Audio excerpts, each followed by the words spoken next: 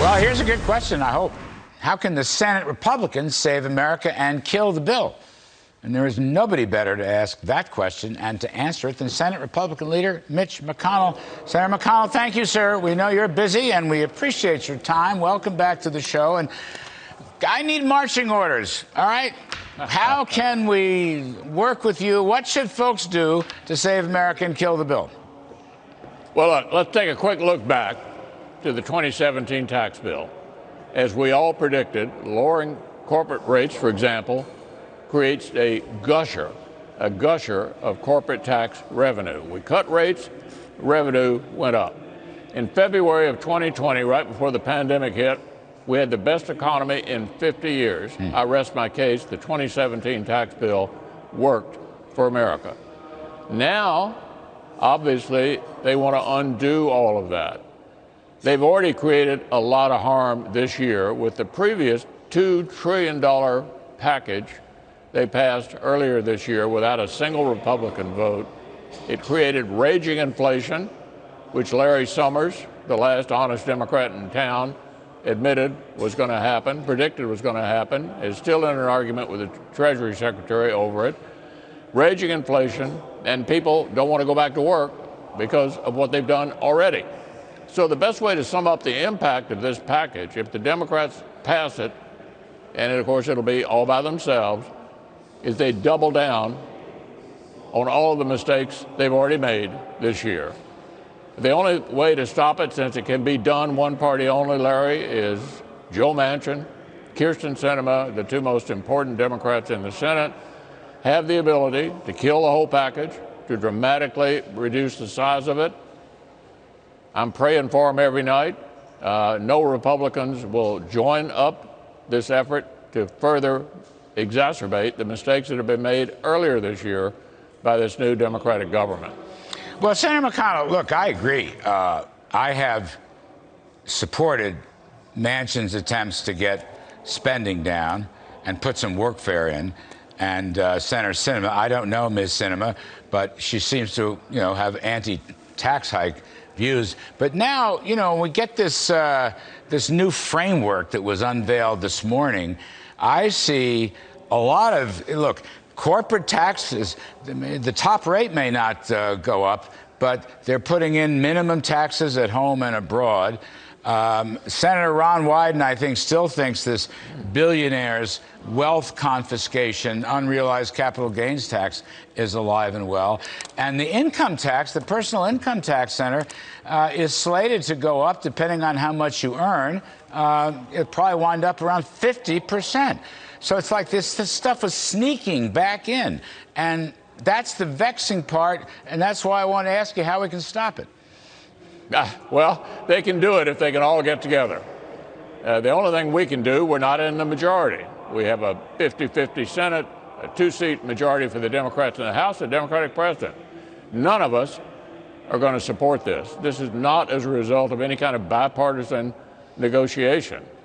Larry, we're making it at least hard for them by preventing them from calling this bipartisan. Yes. You're absolutely right. No matter what form this ultimately takes, it's a dramatic step in the wrong direction, doubling down on what they've done earlier this year, which has already created massive unemployment, at least massive reluctance to go back to work, and raging inflation. Yeah, well, I thought you put it well. I mean, and Larry Summers deserves a lot of credit. All this reckless spending on top of what's already been spent is being funded by the Fed. That's blowing up inflation. And all the regulatory and tax hikes, including the decimating the energy sector, is choking off the supply of goods and services. So you got a classic case of too much money chasing too few goods. And it's policy driven. I guess, let me ask you, sir, the Senate Finance Committee, have they actually reported out a chairman's mark? I mean, a tax framework? Not yet. My assumption is this framework will, at some point in the coming weeks, turn into a real bill. Right now, it's just kind of a talking point, and we haven't seen the language yet. And my assumption, Larry, is it's still under discussion among Democrats. I'm not even sure they've agreed to the framework. Yeah, well, I think you may be right, sir. The other thing is, You know, from the Wall Street Journal editorial this morning, and I think those guys were absolutely dead right, Paul Gigot and that gang. You know, this is like tax policy on the fly, Senator. There's no hearings, there's no, discussions, economic impact, IRS impact. They just, Lee, I've got this idea, and that's going to raise $300 billion. I mean, isn't that kind of crazy? It is. They're throwing spaghetti at the wall and hoping that something sticks that will get 50 votes. And they're not there yet, and it may take them weeks to get there if they ever do. Is there any, I guess this is hopeless and futile, but does anybody hold hearings on these huge policy changes anymore? I believe you once told me it's called regular order or something like that. Yeah, we did on the tax bill. They're not doing it on this. This is all being made up on the fly, as I said, throwing spaghetti at the wall, hoping something sticks in order to get together all 50 Democrats. Senator, last couple. Is this IRS snooping bank deposit thing still alive? I tell you, it may be alive with the Democrats, but it's not alive in the country. We have gotten massive communications from our constituents all across America. They don't want the IRS snooping into their bank accounts for routine transactions. A huge mistake among many that look like they could end up in a final bill if they ever get to a final bill. And I don't know how you feel about this, but there are provisions in this framework, or whatever it is, I guess it's a 2,500-page legislative text now. There are provisions to provide various welfare and safety net programs for illegal immigrants. What strikes me, I mean, that's not immigration reform.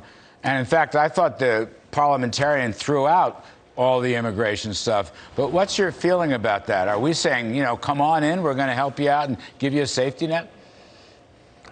Well, they're eliminating work requirements, too. Obviously, they've decided welfare doesn't require work anymore. This is a long way from Bill Clinton's Democratic Party. Look, what ultimately gets in a reconciliation process depends on the Senate parliamentarian. I think she's already ruled out some earlier attempts to get some version of immigration reform in the bill. There's no bill yet, but it wouldn't surprise me if they make another run at trying to put in immigration reform of some sort or another. Ultimately, that only stays in if the Senate parliamentarian, who's truly an independent operator, calling the balls and strikes, allows it. Senator Mitch McConnell, sir, thank you very much. We appreciate your time. Very generous. Hope to see you soon. Thanks, Larry. All right.